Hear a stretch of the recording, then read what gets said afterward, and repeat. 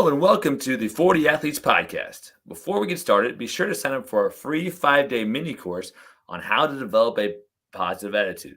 The link is in the description below, and it will give you tips and strategies to help you and your child have a better sports experience and develop that positive attitude that you need to succeed.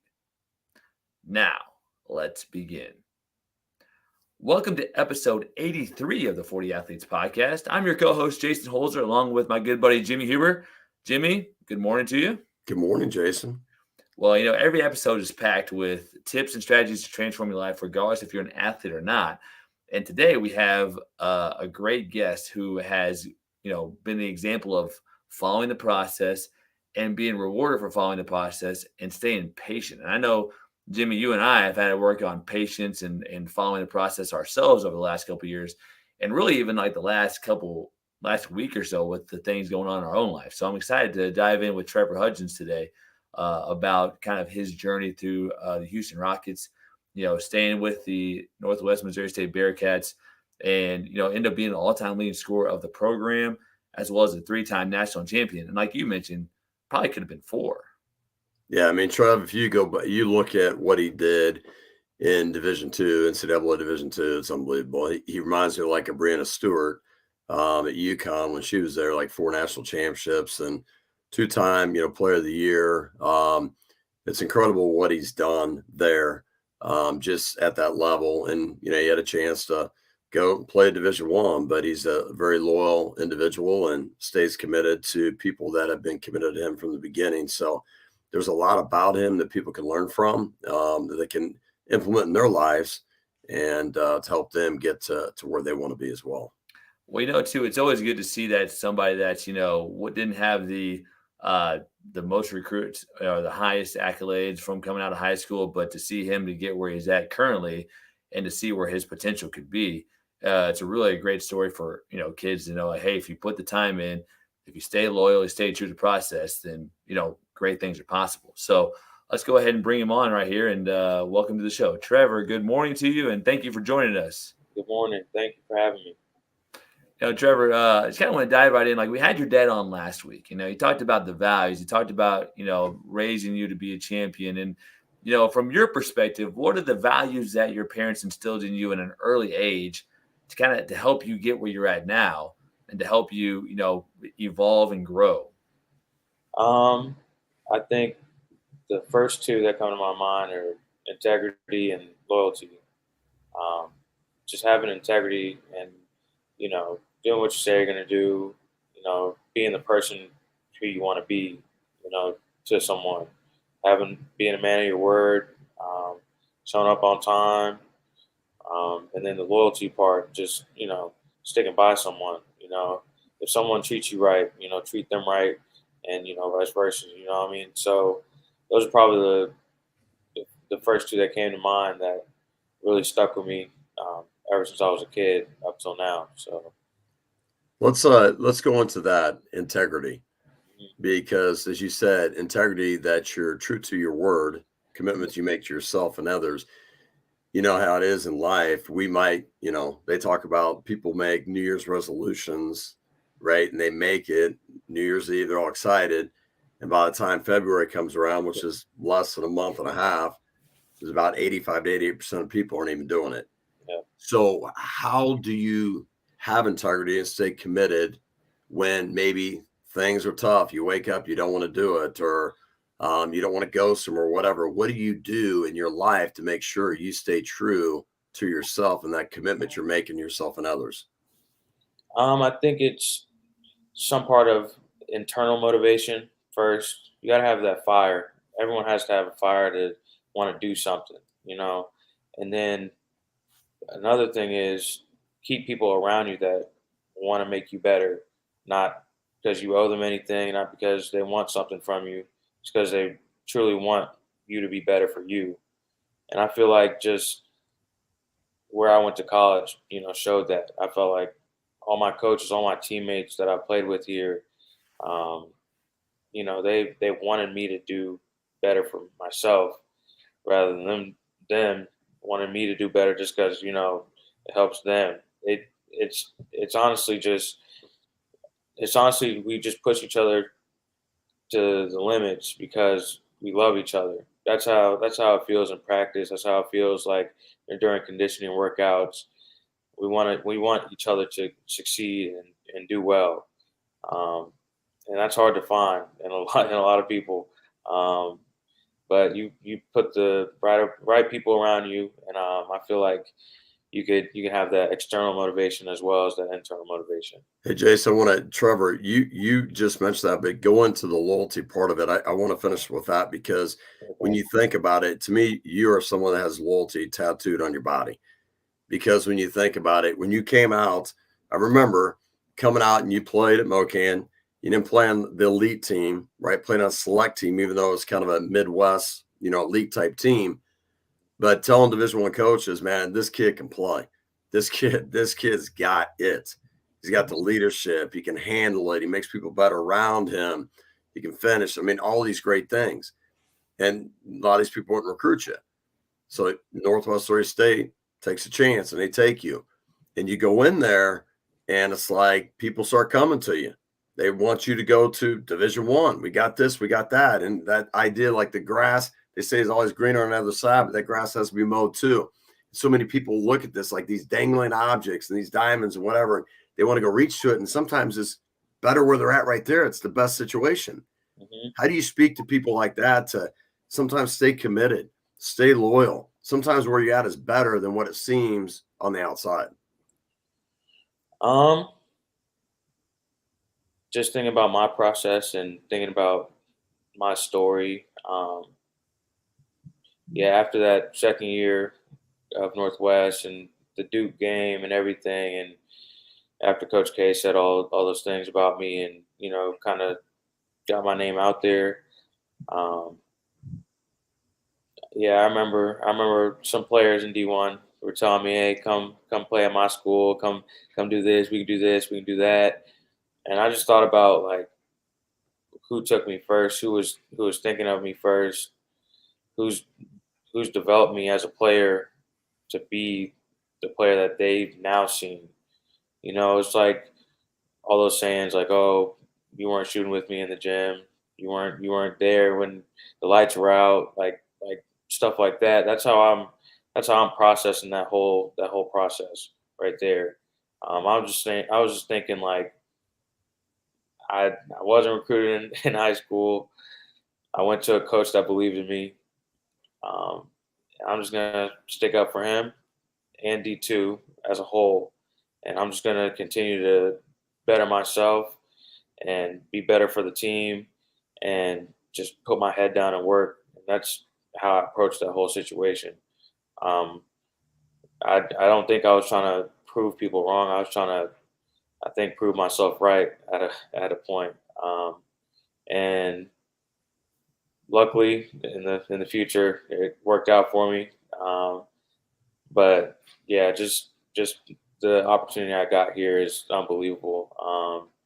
And I wouldn't trade it for the world. I wouldn't go back and do something differently.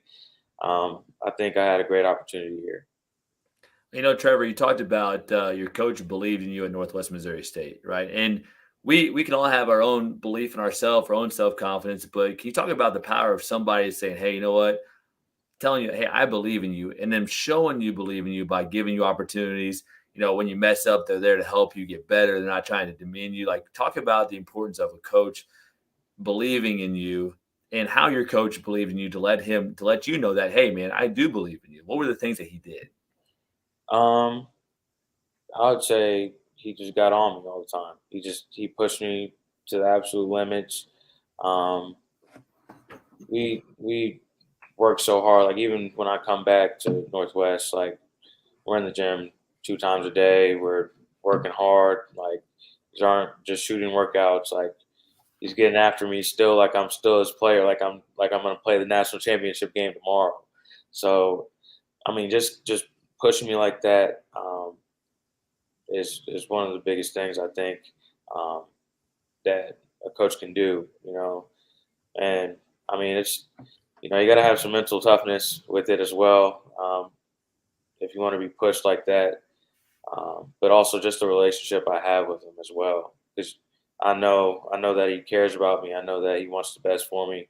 So I mean, those all go together, and you know, When shows love. Trev, when you talk about that though, I've always seen you through years being you're very coachable, and I think being coachable is very key for people to succeed, in sports. Mhm. So speak to me about this. Like you see a lot of kids sometimes coaches get on them. They demand from them, challenge them. And kids are like, coach doesn't like me. Coach is this, coach is that, coach sucks, whatever it is, right? Yeah. How can you like what would be your message to young athletes out there when they do have a coach that's demand them to be great, how they should have a certain perspective about it and go about it to allow that coach to get them to where they want to be? Um, I would say like every time I feel like a coach got on me, I felt like it was because he cared. I don't think it was because he was trying to bully me or trying to get a rise out of me. It's if a coach gets on a player, I feel like it's because they see potential or they see them doing the best they can do, and they don't see them doing it at the time or something else. I mean, I feel like if a coach really gets on you, he cares. He truly cares. Um, and to young athletes, I feel like just set the emotions aside. I feel like first and try to understand what a coach is saying and try to apply it. And then if it doesn't work, then ask questions. Don't come back and back talk and yell back and all that. Just have a simple conversation. I mean, coaches might yell at you a couple times, but at the end of the day, you got to resolve something. You can't just be bickering back and forth. It doesn't fix anything. So I mean, communication is probably the biggest part in that whole thing. You talk about your mindset and your mental toughness and your willingness to be a champion and your willingness to do things that maybe other people wouldn't do. How did you train to get to that point? Because it didn't happen overnight, but like let's say if you're 10, 11, 12 years old, you're playing on the second team on your club team or whatever. What can you do to build that toughness mentality at that age to help you train yourself to get a little bit better to be ready to handle some of those tough workouts that you're doing now in college, high school to prepare you for what's next? Um, I mean, it honestly goes back to the internal motivation, external motivation. Everyone's story is different. I could tell you about my story. I mean, growing up, I had an older brother. I always wanted to beat him at sports. He's about 4 years older than me, bigger than me and everything. Beat me up all the time. So that was one motivator I had growing up. And then like not making the elite team, not being a varsity player. My very freshman year, I had two other guys that were JV with me. Um, just different things all throughout, being under recruited. Um, and then I wouldn't say I just came into college and it just killed everything. I like, killed every workout and all that. Um, definitely, my freshman year, definitely had some struggles. Um, and then that added some more motivation just to come back the next years in college and do better than that and train hard in the off season and stuff like that. So I mean, everyone's story is different, but you got to use at least your internal fire, and then there has to be external fire sometimes. But those who have more internal fire are pretty well off. But use those external motivational things in your life, and I feel like that'll push you a while. Yeah, most people don't realize like when you went to Northwest your first year, you redshirted, correct? Yeah. Yeah. And speak to that, like, somebody might go through an injury, not play a year, or they might, like you said, redshirt, and they might not play that year. And that is sometimes really difficult for individuals because they want to play now. Yeah. Sometimes they'll leave, right? Talk about how you had a mindset for that, redshirt year and how you went about it to prepare you to come in for your next year to be able to take the reins of point guard and lead into the national championship. Um, Retro was very difficult, like you said. And I'm not even an impatient person. I just feel like about halfway through the season, I'm like jittering on the bench. Like I'm like, I want to get out there. But it is difficult. It is difficult to practice every day and not get rewarded technically. But how I went about it was just putting the work, just putting the work. Listen to all the seniors. I think there was about 6 seniors on that team at the time, with the D2 National Player of the Year with Justin Pitts. Um, I just wanted to compete, and I honestly treated them like my big brother. Like I wanted to get after them. I wanted to win at everything. I wanted to beat them. Because when I first got there, they were big bro on me and beating me up a little bit. But towards the end, as I matured through my freshman year, learned a lot and just used that as motivation that for the next year. Not being able to play, um, just different things that happened during the year, and um, just use that as motivation, and then just put my head down and work the next year as well. Trevor, it sounds like every time that you had something that went against you or something that didn't go your way, you never really seem to get too down on yourself, but instead you use that as like, what is the lesson I'm learning here?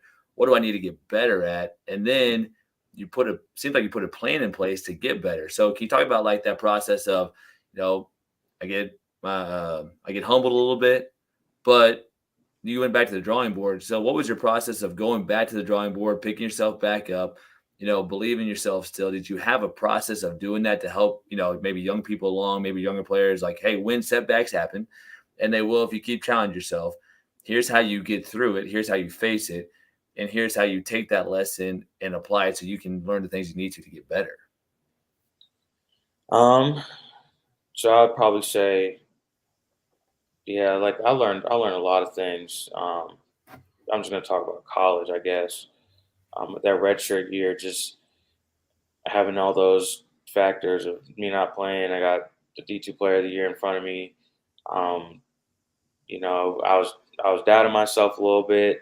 Like even at the end of the year, where Justin broke his foot, and then my double A tournament, then we had the national tournament coming up that next week after that, and I remember even Justin wasn't playing, and Coach Matt came down and he looked at me and like he was about to put me in, and I was like, man, like I had doubts for myself just hopping in the game after the whole year I wanted to get in, having doubts like, ah, you sure?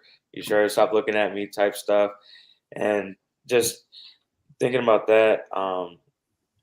That next year, I kind of attacked everything. Like we have this saying here, impose your will. And we use that and impose your will on the other team, impose your will on the workout, impose your will on sprints, like pretty much everything. And that's how I approached the whole off season. Um, just doing stuff that you don't want to do. That really helps you in the long run. That I feel like helped me. Um, Going to the gym every day seems like a hassle to some people when honestly you're just bettering yourself.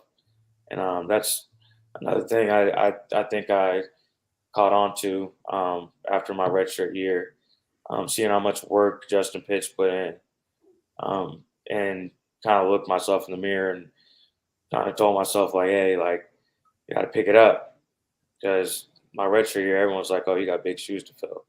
So that was another motivational little piece I had my freshman year too. But um, just looking back and looking yourself in the mirror and seeing what you might lack, and then trying to change that, and then like I said, doing stuff that most people don't want to do, and doing that consistently, and then seeing the results later on. I felt like that was something that was really helpful for me. Speak to this. Let's go back and think about where you're at now and back to your youth and the journey that you had to get to now with the Houston Rockets, right? And every kid has this, desire, they're young to be able to probably play professional. But parents are a key in that journey. Mhm. And what message can you give to say, like, you now looking back, like what your parents did for you? And even, parents aren't perfect. They make, we sometimes make mistakes. But what would you tell parents? This is the way that you should really go about raising your child through the journey through sports to help them not only enjoy it, find that passion in what they're doing, and maybe be able to accomplish a goal they have in that sport. Um, Unconditional love, honestly. Great parents have it. All parents have it, honestly. Just support them and everything they do. I feel like my parents were the best supporters, like of all time. My dad would drive me 2 hours to Kansas City, even for a workout with you. He would drive me 2 hours just for a workout with you. Um, and that's just unbelievable. Like I'm always gonna think back about just all those hours on the road, back and forth to Kansas City, to Manhattan, and just having them as a foundation and all those lessons they taught me, and just seeing them with me all the time, basketball tournaments, basketball camp, literally just everything, every aspect. I don't think they missed a handful of my games at Northwest, even, and I feel like just the support they had of my dream, and then honestly, they wanted the best. Like as I'm talking to agents last year, my dad's like, "Who's talking about the NBA the most? Like who's the NBA? We're not just overseas. Like who can get you in the NBA? Like even that support um, is the best. Like just unbelievable. Like I'm pretty much speechless just thinking about the support my parents had since I was little till now. Has been unbelievable. When you went through challenges, and say kids go through challenges in sports, maybe they're not playing as much as they want. Maybe they don't make a certain team, right? Things aren't working. What message can you give to parents and maybe to help their child get through it? Like what ways can they communicate to their child? What can suggestions they give to their child to maybe speak to coach or work harder on certain things to figure it out to make their situation better? I would say, yeah, speak to the coach. See what the individual can get better at, or whatever the coach wants, and see if the kid, wants to get better. I mean, some people have that fire, some people don't. I mean, if they have that love for the game, I mean, you'll do whatever for it, honestly. And you want to put the hours in, you want to put the work in. Um, And if you're a parent and it's not working out for your kids, just don't give up on them. You know what I mean? Just stick with them. Um, they'll eventually find something. They'll eventually find their niche, or they'll find something else they like, I guess. Or if they really truly love basketball, they'll figure it out. They'll figure it out because not everyone is that top scorer. Not everyone is the best defender. Some people are just hustle guys. Some people are the energy guys, and you see people in the league, Patrick Beverly. You see even people my height, Jose Alvarado, who's gotten contracts of being energetic, Mhm. flying around on defense, and just getting after it. I mean, it's not always going to work out. Your son's not going to always be Kevin Durant or Jason Tatum or LeBron, Giannis type. So I would just say stick with them and just encourage them during the journey. Hey, on the parenting part, Jason, I want to just finish with this part of it.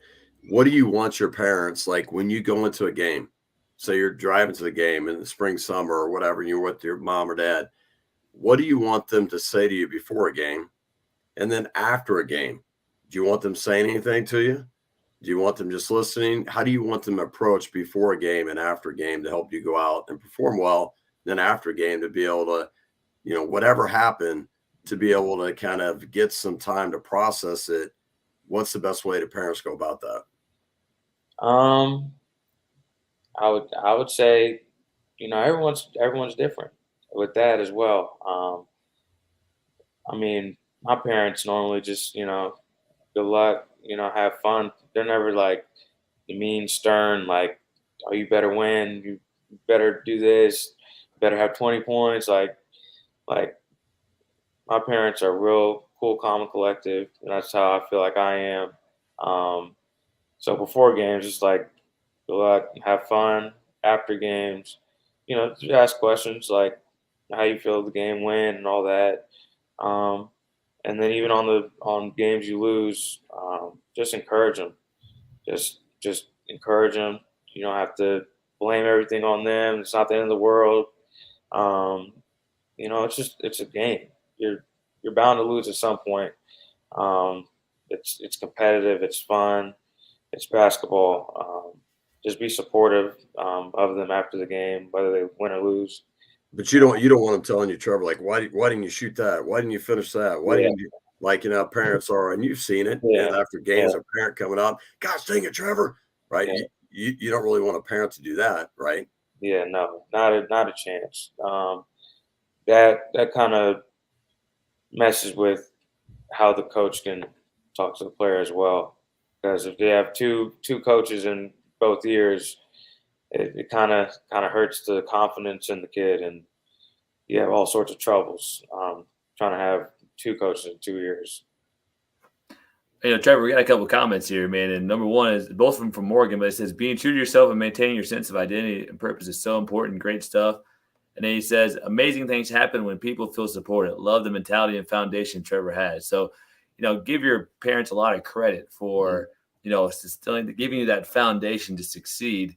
But also seems like you're a really happy person. You're a really relaxed person, So talk about the environment that your parents set at home. Like, hey, you know what? You play basketball, cool, no big deal. You do something else, cool, no big deal. But you're going to be doing something that's going to make yourself better, make your family better, and something you want to be proud of. Can you talk about how they, really set that expectation of it doesn't matter what you're doing, just make sure you're giving it your best and make sure it's helpful to other people as well. Yeah, I feel like that comes from just seeing my parents in the church. My dad's a pastor. My mom's director at career services at K State, and I feel like just everything came down to serving people.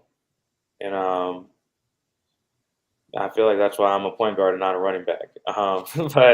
But I feel like just learning from them, from their jobs and the church, just serving people, no matter who it is, no matter what the struggle is, no matter how big or small the problem is, they're always trying to help people. And they do it with their heart. Um, and I feel like just learning that as a kid and having that just always be in my face. I feel like that really helped me grow as a person. Um, and just my just life at home. Just seeing them do the best they can to support everyone, and just have the best interest for everyone, really helped me growing up. Hey, Trev, let's dive into leadership because when I'm working with athletes, I'll talk to them a lot. Hey, is a boss or captain a leader? And just because they have a C in their chest, they're a leader, and I'll be like, no, they're not. Leader. A lot of times, those titles come from above. The leader comes from within. And to me, great leaders make people better around them. They make people be able to do things that they don't even think they're capable of doing. Right? They inspire, and I see that in you. Like you're a PG, and there's many PGs, but you have this leadership about you, and you make players better around you. Mhm. So speak to this, how, because you hear a lot of times parents be like, my kid can't be a leader and this and that, but like research has shown like 30% of some of those attributes you're born with, and then 70% you can learn and develop leadership. So tell me this, how can you tell people how to become a great leader, things they can do, but what are some of the characteristics of yourself that make you a great leader that allow you to help other people be better around you? Um, I think just the basics of being a leader. I feel like are just putting people first. Honestly, just trying to serve others in a way. Just I feel like everyone has that idea about leaders just being first at everything, being first one in the gym, last one out, like the ones that are always in the movies, making everyone huddle up around them and telling them, "Oh, I'm gonna take the shot." Like those are, you know, seen as the leaders in most cases. And I feel like leaders just serve others, and they communicate a lot. I feel like communication has been a big key um, in my life as well. But a leader honestly just pushes their teammates, um, and doesn't mind getting pushed back. Um, we'll do the dirty work with you. You know what I mean? We'll run sprints harder than most. We'll try to push everyone. We'll try to get in the gym. We'll try to communicate. Hey, maybe we should all go to the gym and get some shots up. Maybe we should try to figure out what's wrong with this play and why we can't work on this play and get everyone together. Just bringing everyone together and serving them. I feel like is the leadership I kind of got out of just growing up, and then just talking about myself and how I feel like I'm a good leader. I feel like building relationships with people first before commanding them to do stuff. I feel like it has always been a big part of my leadership. Um, and just understanding how people take things, how they take criticism, how they take, directions and stuff like that. Um, from even high school to now, just building those relationships and then trying to push that person the way they can be pushed, because not everyone can get yelled at. Not everyone is just like a whisper in the ear, like, hey, like you got this. Like not everyone can take a lot of backlash and stuff like that. So you just got to figure out who people are around you and how they take things, and just go from there. But building those relationships and communicating, though, that has to do with also like off the court, right? Hmm. Take time to get to know them, Hmm. right? Communicate with them off, not just on the court, right? Yeah, Find out what's going on in their lives, yeah, correct?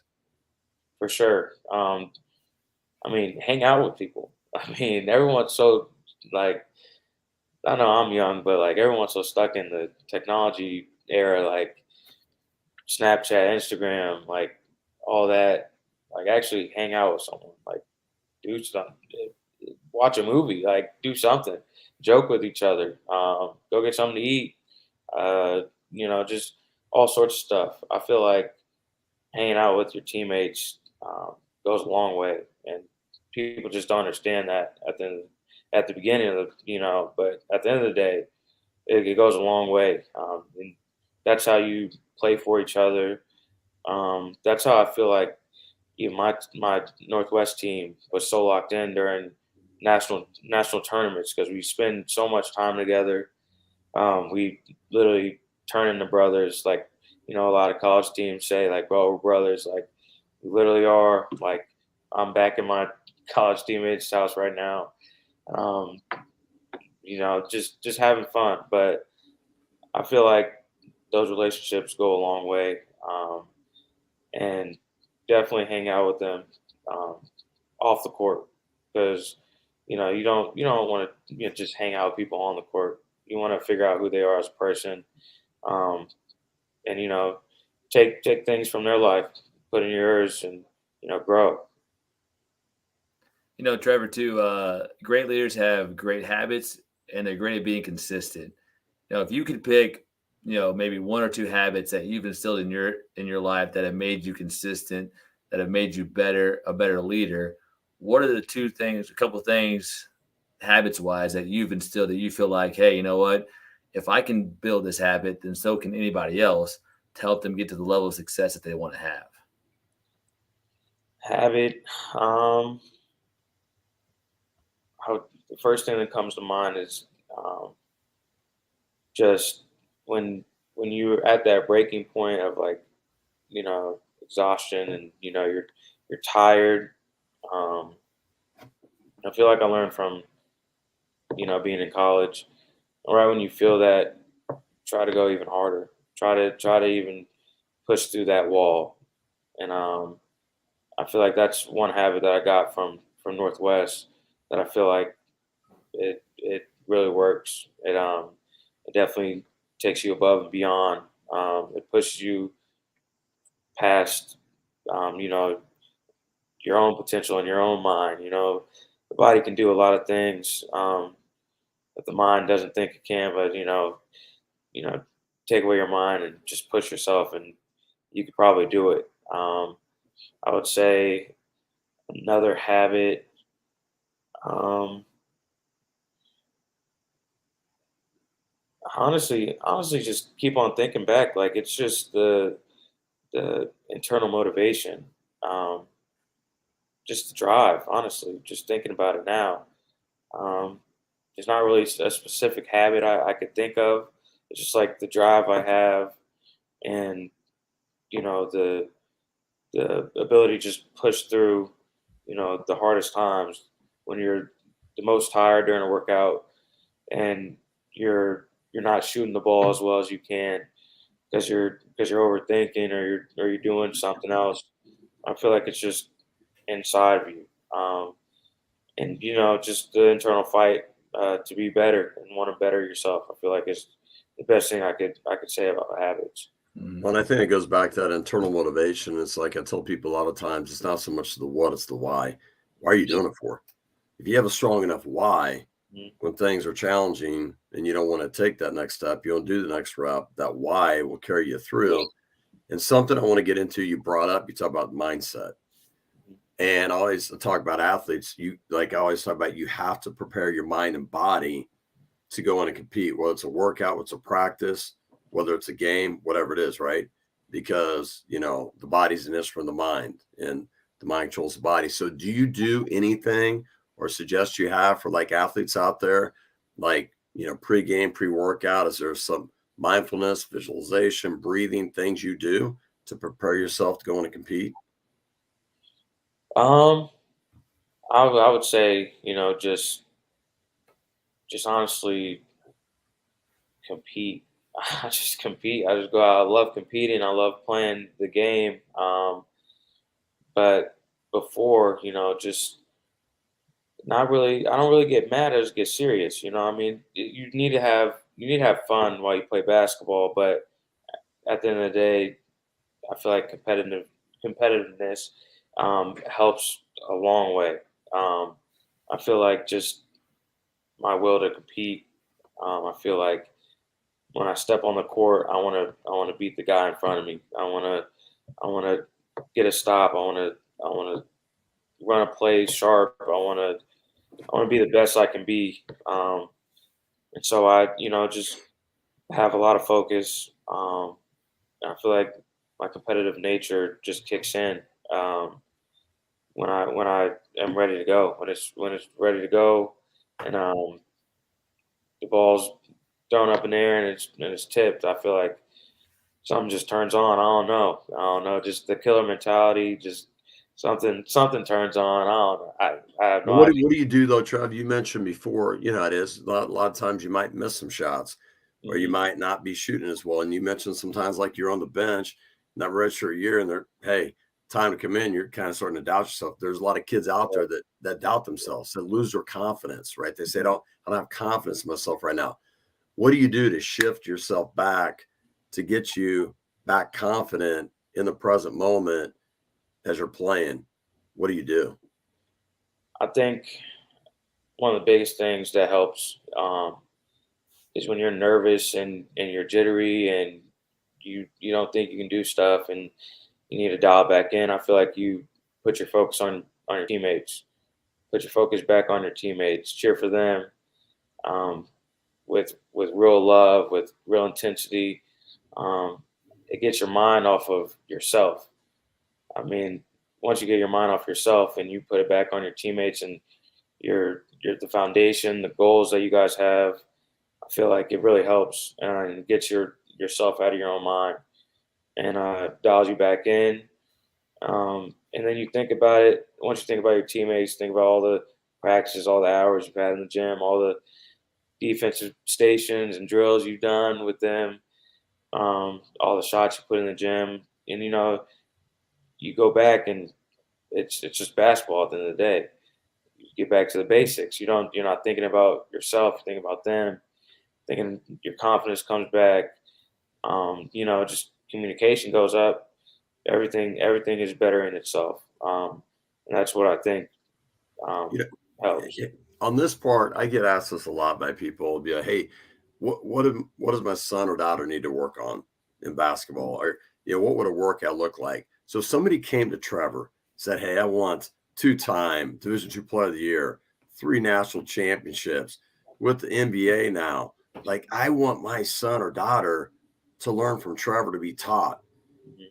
If you're bringing somebody in a gym, say it's a youth player, what would you do, or maybe like a workout you would give them to help them develop the skill sets to get to whatever level they desire to be at? Um, it just depends on the player and the age, but just I would probably just take them back to the basics that I learned as a kid. Um, Ball handling is a very important thing. Then nowadays, everyone wants to just shoot threes right away. I feel like building that foundation of form shots, of free throws, of becoming a real shooter, because everyone doesn't think Ray Allen just goes to the three and just starts there and just makes however many he did, and Steph Curry just shoots threes. Like, they have a foundation of how they want to have their shot, how it feels, everything from the basics of a layup to form shooting to free throws. I feel like I would have kids work on handles, um, forming their shots, like getting a lot of form shots. A lot of kids have different shots because they want to shoot deep threes, but can't shoot a layup yet. So it's kind of difficult with just the new generation of seeing Steph and Trey Young and all that.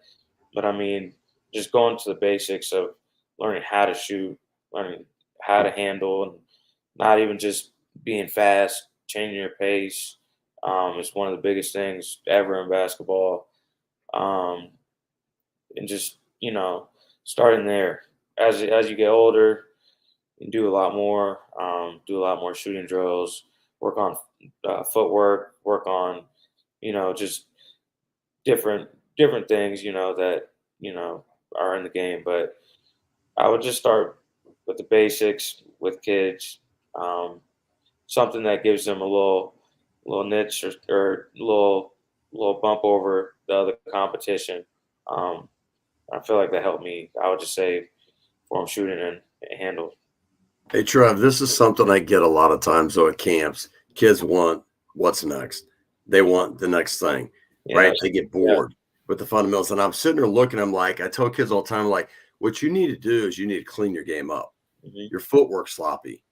You got too much in your shot, right? And you need to clean your shot up, right? Certain things. Can you speak to that where, like, even the level you're at, you still focus on the fundamentals? You'd be great at it.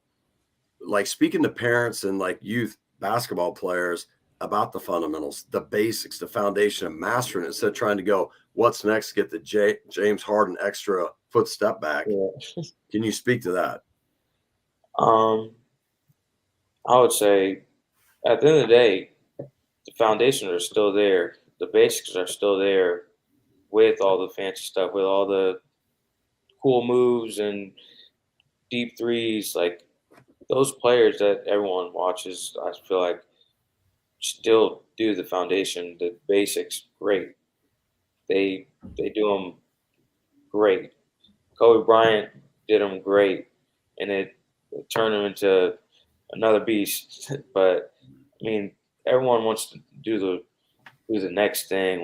Why do we have to do this and all that? I feel like once you get the basics down and you work on the basics every day, it you master the basics, you can take another step and push yourself to another goal. And I feel like every time I work out, I form shoot, um, and I do my routine, and that goes into that. Have a routine. If you're an older player, you're starting to developing the game a little bit more, have a routine of how you do things. But like you said, the foundation is probably the biggest thing in basketball. I feel like once you find that and then find the routine with that foundation, then you can go a long way.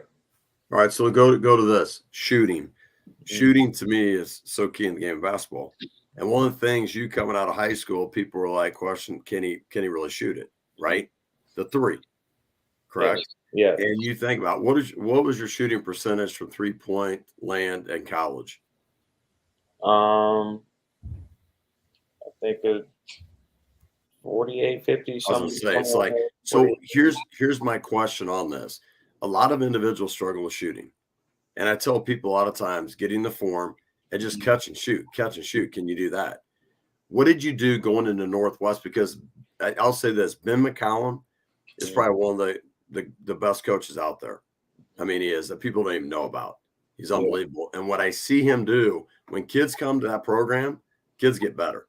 Yeah. I mean, kids are under recruited by NAIA schools, Burley Division II, and he makes them a starter on national championship teams. Mhm. But those kids become better shooters.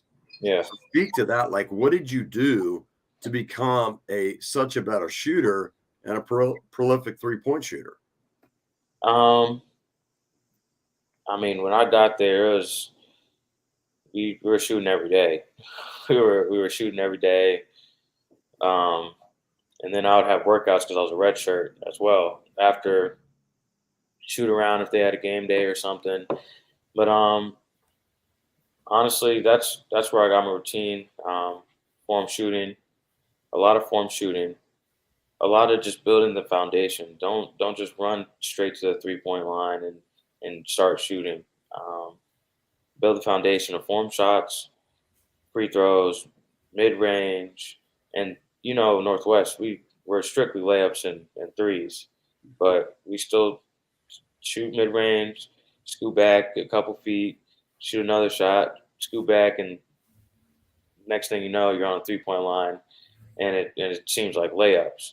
I feel like just early on in my years in Northwest, just having that routine and then getting just a bunch of shots, just a bunch of shots. I probably shot a lot of 3-pointers in Bearcat Arena that people don't know about. But as I got older, being more intentional of how I'm getting my shots during games to make them easy during games, and then going at game speed during reps, and just getting a lot of shots.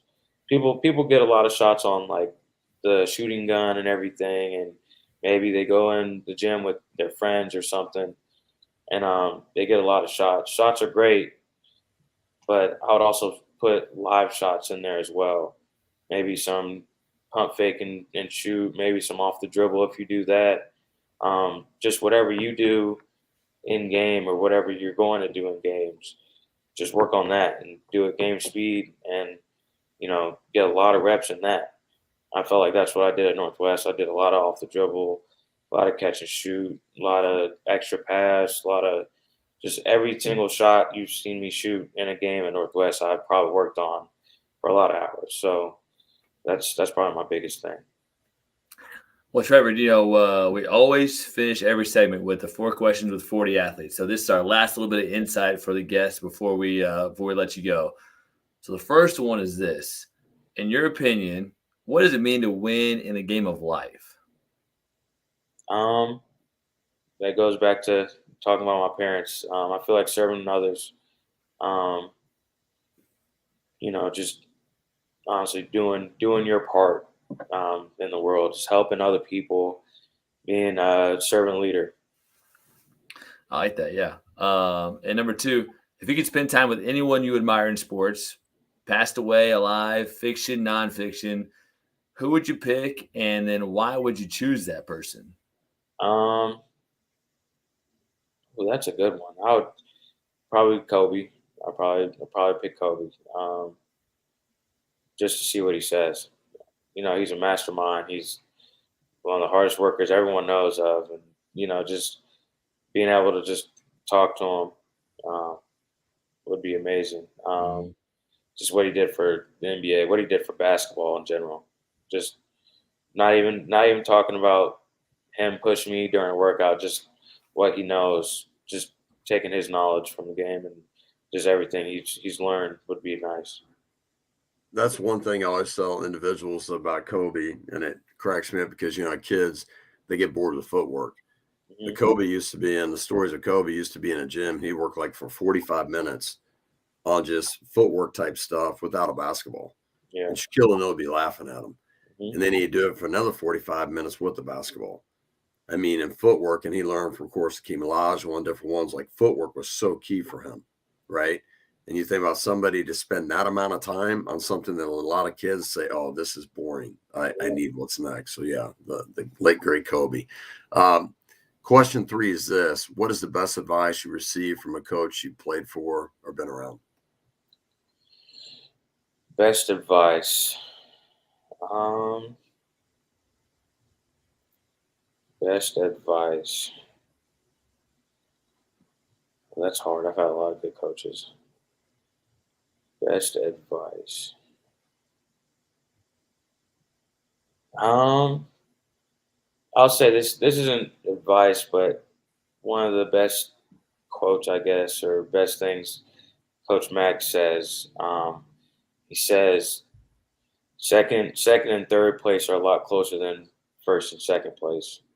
Um, and when he shows it, he's like first place is up here and second place is like down here next to last. And he always says like people aren't willing to do what it takes to get to first place. They're all right with being second place, but second place is the closest thing to last. And I mean, kind of reminds me of Talladega Nights. If you ain't first, you last. But it really went a long way during my 5 years, as you guys mentioned. But just thinking about that, um, he is honestly correct. He's correct. Coach Um, Max, one of those guys. How you do anything is how you do everything. yeah, With yes, everything he he goes is. about, right? Yes, he is every day being ready, having energy. Is huge. But that's probably the one thing that remains in my head every single day. Probably is first place is a lot farther away than second and third together. But What if you say you're putting a team together and you had a nucleus and you could sit there and decide who you're having on your team, and these individuals could have one character trait or life skill, what would it be and why? one character trait and life skill, I would have to go with. I think I think integrity. I think integrity for the first one. Life skill, communication, integrity, communication. I feel like would be the biggest ones for me. If I had to, if I had, yeah, if I had to So it's have, integrity because just like getting people that are together to be committed to staying true to the word and what they're going to do. yeah, pretty much just staying true, honestly, doing what you say you're gonna do, and then communication. You know that goes a long way, even even now. It's probably the biggest thing from college and professional level of basketball is communication. And Trevor, real quick, we do have one more question from the audience that you could probably, it's a pretty simple question, I think, for you to answer. But he says, my son's a sophomore at a competitive school for basketball. His focus is live shots, but more so has been overall athleticism, increasing his vertical, jumping. How much time would you put on each one? So I think he's want to know percentage of like live shots, but also becoming more athletic. Is there, a balance of that? How did you develop each one of those individually and put it together? Um, I would say I'm not the most athletic guy, but just figuring out how you can get shots off in games helps a lot as well.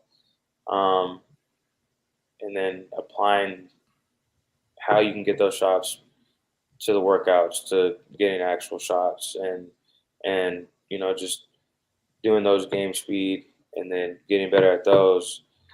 And then I think the other thing was like vertical stuff, like jumping and all Mm-hmm. that.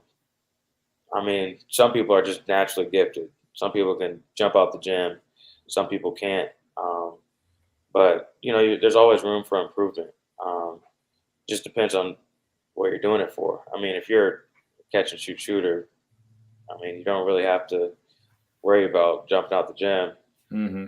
If you're a guard and you want to, you know, get a little bit faster, a little bit, your first step or something. Um, it just depends on what kind of person you are, your body type, and all that. Like, I'm not the fastest guy, but I use the change of pace, change of speed to my advantage when I'm on offense. Just use my body. I'm more stocker than a lot of other guards, so I use my strength and stuff, and use my body a lot more. Just understanding who I am as a person, and using that as an advantage, instead of trying to, look at the outcome of, oh, I should do 1,000 calf raises a day, and so I can jump out the gym. Kind of find your it factor and what you can do to have an advantage, and then go about that. And Yeah. Trevor, to jump in on that real quick, I totally agree with what you're saying. And I think being able to shoot the basketball, I tell people all the time, skill kills in the game of basketball. Mm. If you can shoot the basketball and you can catch and shoot it, and you got a quick release, and you're like a straight line shooter, I mean, I'll take that anytime that a kid can jump 2 more inches off the ground, right? 2 more inches.